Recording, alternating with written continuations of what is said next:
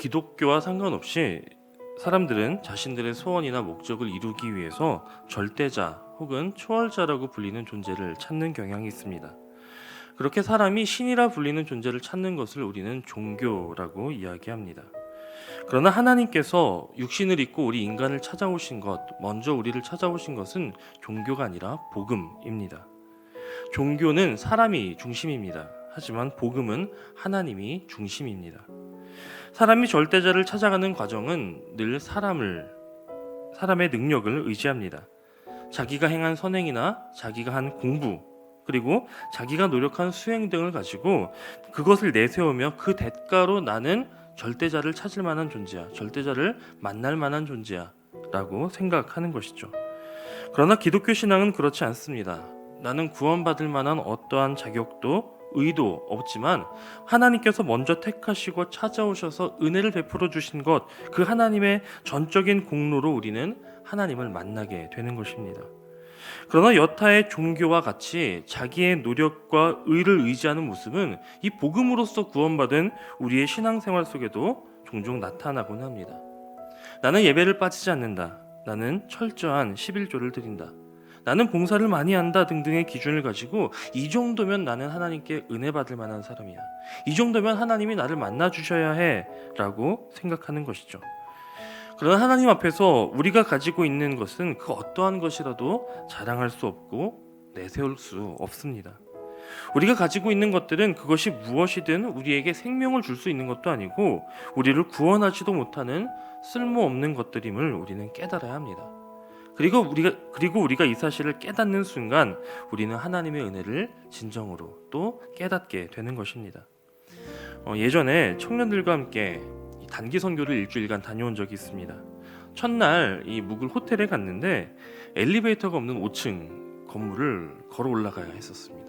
그냥 빈몸으로 올라가는 것도 아니고 선교용 짐들을 바리바리 들고, 그것도 한 번에 나눌 수가 없으니까 여러 번 계단으로 땀을 뻘뻘 흘리며 고생하면서 이것을 날랐던 그런 기억이 있습니다.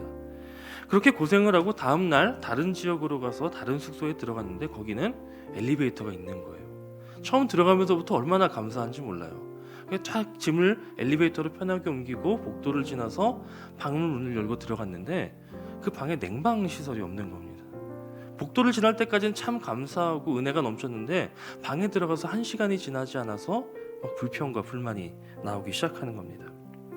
그리고 이틀 뒤 또 다른 지역으로 옮겨가서 다른 숙소에 들어갔는데 거기는 에어컨도 있고 냉방 시설도 있는 겁니다. 어찌 보면 평소에 아주 당연하게 누리던 것들이었음에도 불구하고 마치 천국에 온 것처럼 그렇게 감사했던 기억이 있습니다. 그 앞서서 당연한 것들을 누리지 못하고 그로 인해서 고생했던 경험이 있기 때문이었죠. 그런 면에서 은혜라고 하는 것은요, 하루아침에 다 깨달아지는 것은 아닙니다. 그 전에는 당연하다고 생각하고 누렸던 것들이지만 그것들을 하나하나 생각해보면 지금 내가 누리는 삶, 누리는 은혜가 얼마나 큰지를 다시금 깨닫게 되는 것입니다.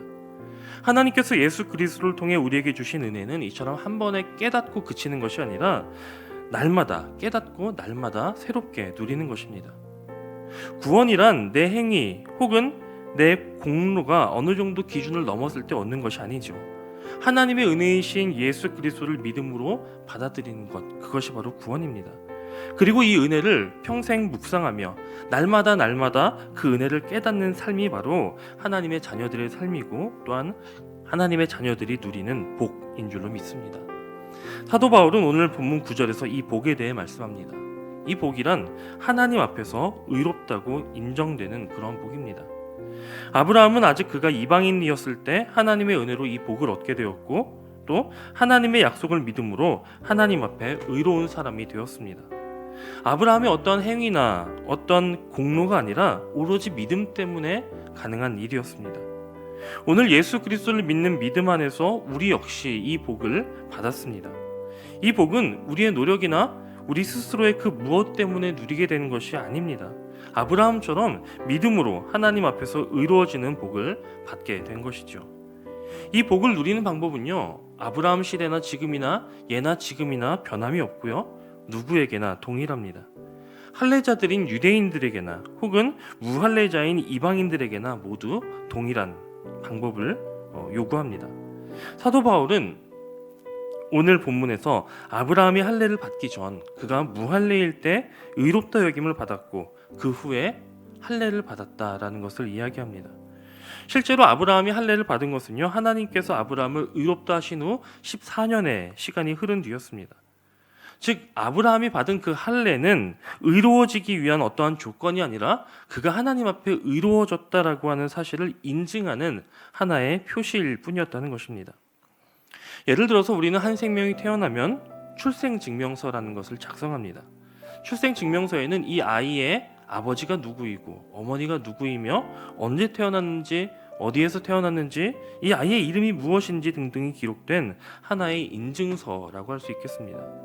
자, 출생 그 자체와 출생증명서의 관계를 생각해 보면 여러분, 무엇이 먼저이죠? 당연히 출생이 먼저입니다.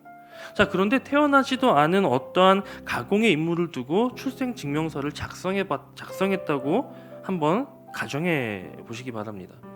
자, 있지도 않은 인물에 대해서 출생증명서를 작성했다고 해서 그 사람이 존재하는 것입니까?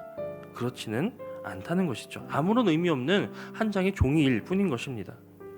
하나님을 믿고 하나님의 자녀가 되는 영적인 탄생에도 이러한 원리는 동일하게 적용됩니다.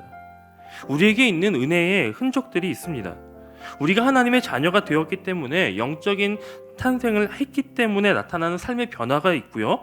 그로써 하나님의 자녀임을 증명해주는 우리의 삶의 모습들이나 우리의 신앙의 행위들이 있습니다.